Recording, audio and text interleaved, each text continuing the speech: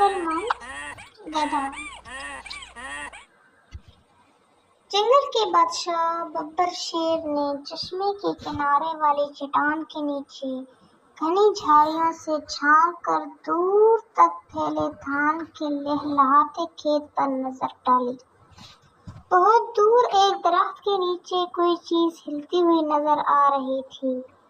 شیر نے پنجوں سے آنکھوں کو ملتے ہوئے دوبارہ اس طرف دیکھا۔ یقیناً وہ کالا ہرن تھا۔ شیر رات سے بھوکا تھا۔ کالے ہرن کے لذیذ گوشت کے تصور ہی سے اس کے منہ میں پانی آ گیا، اور ایک ماہر شکاری کی مانند جھاڑیوں کی آڑ لیتے ہوئے اس نے ہرن کی طرف قدم بڑھائے۔ دوسری طرف بانسوں کے جھنڈ میں ایک چیتا بھی ہرن پر نظریں جمائے ہوئے تھا۔ بھوک سے اس کے پیٹ میں بھی چوہے دوڑ رہے تھے۔ چیتے نے بھی ہرن کی طرف بڑھنا شروع کیا۔ ہرن دونوں طرف سے بڑھتے ہوئے خطروں سے بے خبر نرم نرم گھاس کھانے میں مشغول تھی۔ کبھی کبھی وہ اپنی بادام جیسی آنکھیں گھما کر ادھر ادھر دیکھا کرتی اور پھر گھاس کھانے لگتی۔ جانور خطرے کی بو سونگھ لیتے ہیں۔ ہرن کی بے چینی آنکھیں ظاہر کر رہی تھیں کہ اس نے خطرے کی بو سونگھ لی ہے۔ اس نے اس کے کان کھڑے کر کے گردن گھما کر چشمے کی طرف دیکھا جہاں میدان میں دو ریچھ کے بچے کھیل رہے تھے۔ ابھی ہرن پہاڑ کی طرف رخ کرنے کا سوچ ہی رہا تھا کہ مشرق اور جنوب سے شیر اور چیتے نے جھاڑیوں سے چھلانگیں لگائیں اور دونوں تیر کی طرح ہرن کی طرف لپکے۔ ہرن لمبی لمبی کلانچیں مارتا ہوا پہاڑ کی طرف بھاگا۔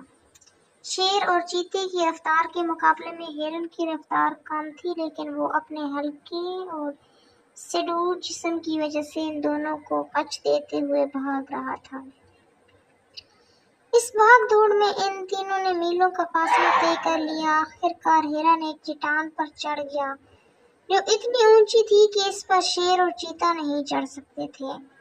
شیر اور چیتا چٹان کے نیچے زبانیں نکالے ہانپ رہے تھے اور ہرن کو للچائی آنکھوں سے دیکھ رہے تھے۔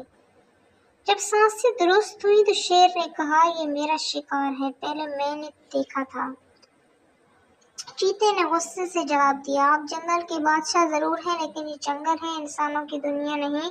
یہ بادشاہ جو چاہے کرے، جانور اپنے حقوق کی حفاظت کرنا خوب جانتے ہیں، یہ میرا شکار ہے۔ شیر دہاڑا، انسان ہو یا جانور، جس کی لاٹھی اس کی بھینس کا قانون ہر جگہ چلتا ہے۔ میں تم سے زیادہ طاقتور ہوں۔ شیر اور چیتے کی تکرار سن کر ہرن نے اطمینان کا سانس لیا اور کہا، میرے محترم بادشاہو، یہ میری خوش نصیبی ہوگی کہ میں اپنے جیسے شاہی خاندان کے افراد کی غذا بنوں، لیکن پہلے آپ دونوں طے کر لیں کہ آپ میں سے کون میرا لذیذ گوشت نوش فرمائے گا۔ شیر اور چیتا دوبارہ تکرار کرنے لگے۔ اسی دوران ادھر سے ایک گدھے کا گزر ہوا تو ہرن نے جھٹ سے مشورہ دیا، میرے خیال میں سے آپ دونوں اس سلسلے میں گدھے صاحب سے مشورہ لے لیں، کیونکہ مشورہ دینے کے لیے عقل مند ہونا ضروری نہیں۔ شیر نے کہا، چلو مجھے منظور ہے، وقت پڑنے پر گدھے کو بھی باپ بنانا پڑتا ہے۔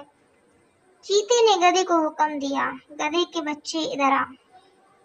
گدھا پہلے تو ڈرا کہ کہیں یہ دونوں اسے ہی ہڑپ نہ کر لیں، پھر ڈرتے ڈرتے دانت نکالتا ہوا ان کے قریب آیا، اور جب اس نے پورا قصہ سنا تو خوشی سے مشورہ دیا، ہاں تو شیر صاحب، آپ کا دعویٰ ہے کہ آپ نے ہرن پر پہلے نظر ڈالی، جبکہ چیتے صاحب کا دعویٰ ہے کہ ہرن کو دیکھ کر پہلے ان کی رال ٹپکی تھی۔ کیونکہ یہاں پر کوئی گواہ نہیں ہے، اس لیے میرا مشورہ ہے کہ آپ دونوں اپنی اپنی جگہ تشریف لے جائیں، اور جب میں رینکنا شروع کروں تو آپ دونوں دوڑنا شروع کر دیں۔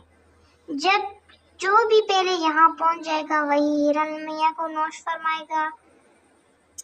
چیتا اور شیر بھوک سے بے تاب تھے، لیکن دونوں کو اپنی تیز رفتاری پر ناز تھا، اس لیے انہوں نے گدھے کی تجویز مان لی اور یہ طے ہوا کہ دونوں اپنی اپنی جگہ لوٹ جائیں گے، اور اسی دوران ہرن صاحب چٹان سے اتر کر نہا دھو کر ان میں سے ایک کی خوراک بننے کے لیے میدان میں کھڑے ہو جائیں گے، اور جیسے ہی گدھے صاحب اپنی بے سری آواز میں رینگنا شروع کر دیں گے، دوڑ شروع ہو جائے گی۔ شیر اور چیتا اپنی اپنی جگہ واپس چلے گئے۔ جب کافی دیر تک گدھے کی رینگنے کی آواز نہ آئی تو دونوں کا ماتھا ٹھنکا۔ پہلے تو انہوں نے ایک دوسرے کو گھورا، پھر چٹان کی طرف دوڑنا شروع کیا۔ جب وہ چٹان کے نزدیک پہنچے تو دیکھا وہاں چاروں طرف ویرانی اور سناٹا ہے۔ ہرن کا کہیں پتہ نہ تھا اور گدھے کے سر سے سینگ ہی نہیں، پورا گدھا ہی غائب تھا۔ شیر نے غصے سے چیخ کر کہا، اس گدھے کے بچے نے ہمیں دھوکہ دیا ہے۔ چیتے نے سر جھکا کر افسوس سے کہا، شیر صاحب، گدھا وہ نہیں ہے، ہم دونوں ہیں۔ کہانی ختم۔